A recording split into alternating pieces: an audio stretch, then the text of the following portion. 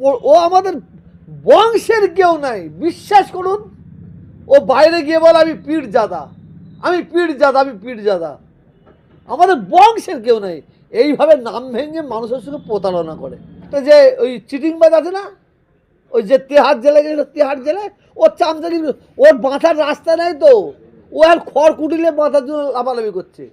ওর সম্পর্কে আমি বলবো না, ওর সম্পর্কে বাংলার মানুষ জানে। বাংলার মানুষ শুধু বলে দাদা হুজুর, দাদা হুজুর, দাদা হুজুর শুধু বলছে। ওর ওর পতিতালয় করবে কি মজার আড্ডা করবে, দেখা দরকার নেই। দাদা হুজুরের নাম নাম লেখা আছে, দাদা হুজুরকে নাম লেখা আছে, সেখানে অহিয়াত কাজ করবে আর আমরা সহ্য করে থাকবো। আমার দলিলের ভেতরে একটা ঘর আছে, কি বলে আন্ডারগ্রাউন্ড, আন্ডারগ্রাউন্ড ঘর আছে, সেখানে নাকি আমি মহিলারে ঢুকি। চলো না ভাই এবার দেখিয়ে দিই তোমাদের। মানে চোর সবসময় ভালো লোককে চোর ভাবে, ডাকাত সবসময় ভালো লোকের ডাকাত ভাবে। এদের অবস্থাটা হয়েছে, মানে যেমন চোরে চোরে মাস্তুত ভাইরা ভালো মিল খেয়েছে।